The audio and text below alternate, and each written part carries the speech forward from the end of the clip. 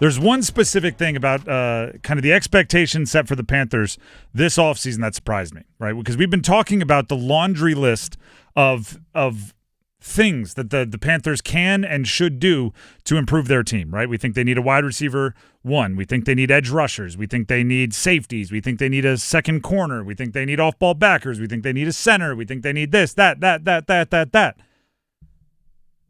thing that was holding us back from maybe just tell them to go on a spending spree, is the fact that Carolina currently, according to Spotrac, which is an online site that tracks contracts and all the money the NFL spends, Carolina has the 21st most cap space.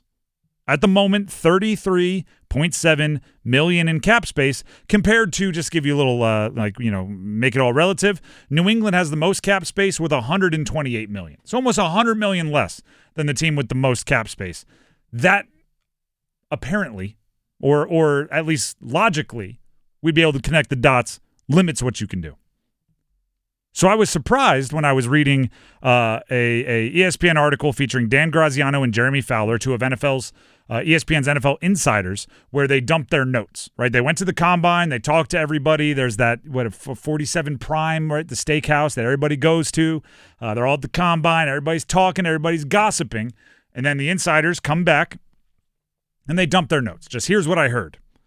Graziano said, expect the Panthers to be seeking big-name players in free agency. I think Carolina could be in on the top safeties, that's Javon Holland, Cameron Bynum, etc., and might be one of the teams willing to spend big to lure defensive tackle Milton Williams away from the Super Bowl champion Eagles. They'll also look to add edge rush help, with Chase Young being one of the intriguing options. And I went, what? How? They got $33 million in cap space. Jeremy Fowler responded in the article, another separate NFL insider for ESPN. I'm hearing the same sort of stuff on the Panthers, and they also want to complete an extension with star corner J.C. Horn sooner rather than later. That market is due for an explosion with Derrick Stingley Jr. and Sauce Gardner, so the Panthers are working to get ahead of that. Well darn. Which confirms something that I've said for a long time, but it surprises me every time. The salary cap is mythical, because the funniest part about it is apparently they can be one of the big spenders in free agency despite having the 21st most cap space. But also, as we were getting ready to talk about this, within the last, hour or two, Zach Bond of the Eagles signed a 3-year, $51 million deal. The Eagles have every big contract in the league. They have a $50 million quarterback. They have multiple $20 million plus wide receivers. They have one of the most expensive offensive linemen. They have expensive defensive linemen. They have everybody. And now they're giving a guy who was a steal for them last year, Zach Bond, made almost nothing in NFL terms, 3 years, $51 million. If they can give 3 years, $51 to Zach Bond, I'm not going to put a limit on anything the Panthers can spend this offseason. So now I am looking big ticket item. And if you say they don't have the cap space, I'll say so. Apparently you just get to make that sort of stuff up. So yes, when I'm looking at the offseason, I am looking at Javon Holland. I am looking at Chris Godwin. I am looking at the biggest and the baddest free agents out there. Milton Williams, who was a under-talked about but wildly important part of that Eagles defense. I don't know why the Eagles wouldn't pay him, since they can seemingly pay everybody. But if they don't, Panthers should be in on that conversation. And then again, timing is everything, right? We're planning on having this conversation on the show today where I encourage the Panthers to spend. And then we get this news. DK Metcalf asking for a trade from Seattle. Now, that's not free agency, right? That is a trade. So it's in a little bit of a different category. But I don't see a lot of wide receiver ones walking around available. I don't see a lot of legitimate wide receiver ones in the draft or in free agency. So if the price is right, DK to the Panthers makes sense for me. And the price there's two different prices, right? One is the price in the trade. If it takes a second and a fourth, that's probably close to what I'd be okay with the draft picks that the Panthers have. The second thing, though, is the price that he will accept, because he's going to want an extension wherever he goes. That's where I think the Panthers can make a little hay, because NFL players don't have like no trade clauses, right? At least not many of them do, especially not young wide receivers. But what they do have is I won't sign an extension if you trade me there. They have that leverage, right? And nobody wants to give up anything of significance for a player that's going to try to hit free agency soon. So the Panthers can offer a bunch of money to DK. How much? I don't know. The wide receiver market's going to boom, and because of everything I said about wide receiver one not being a super readily available, like high supply item, there might be some other teams in the mix, Patriots amongst them with all that cap space. But if I'm the Panthers, I fix no less than 4 positions on my offense if DK Metcalf shows up. Right now, I don't like Xavier Legette as a wide receiver 2. Sorry, I don't like Xavier Legette as a wide receiver 1 for sure. I don't like Adam Thielen as a wide receiver 1. I don't like Jalen Coker as a wide receiver 3. I don't like any of that.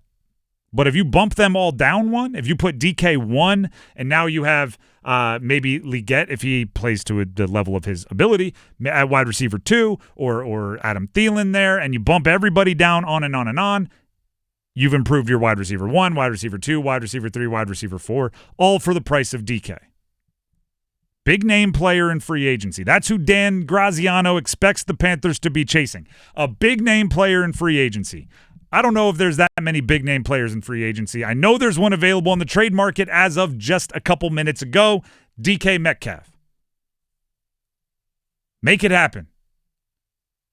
Make it happen. And for all of they don't have the money to spend, figure it out. Because the one thing that the Eagles do, and I want to give them credit, their owner has given them a boatload of cash, which allows them to put void years and a ton of guarantees into contracts, which lets them manipulate the cap in an easy way or in an unusual way. I just looked it up. Jeff Lurie, the owner of the Eagles, net worth about $5.3 billion. Now, I'm going to say one of the craziest things that I've probably ever said into a microphone on radio. $5.3 billion is not that much. Not when it's compared to somebody like David Tepper, the owner of the Panthers. If he gives the Panthers the cash, and there's certain rules about where the money is kept and what accounts they're kept when it's guaranteed versus when it's not guaranteed and all of these other things. If he gives the Panthers the money, they can go spend. They can manipulate the cap in interesting ways. That's why Brant Tillis is there. Brant Tillis, a front office executive that came over from the Chiefs to the Panthers, he's there to do just that, manipulate the cap.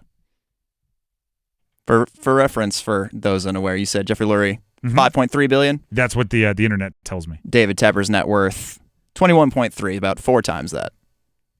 Whatever cash the Eagles have with Jeff Lurie, David Tepper should have for the Panthers, right?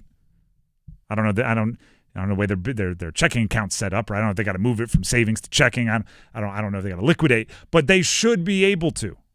So I'm not going to sit here and let my daydreaming for an offseason for the Panthers be limited by the fact that Spotrac tells me the Panthers have the 21st most cap space this year. That, to me, is temporary. Because think about how differently we'll look at this offseason.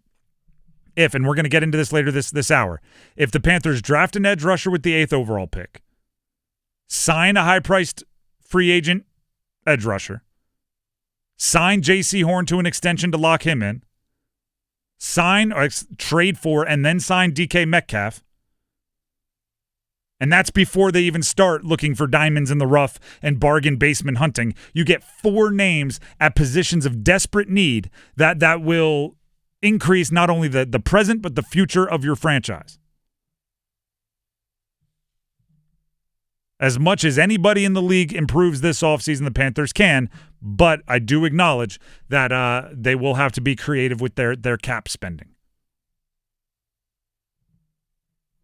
But again, the cap is mythical. It's fake. It's a unicorn. It's pixie dust. It's however else you want to describe it. It's Harry Potter on a broom.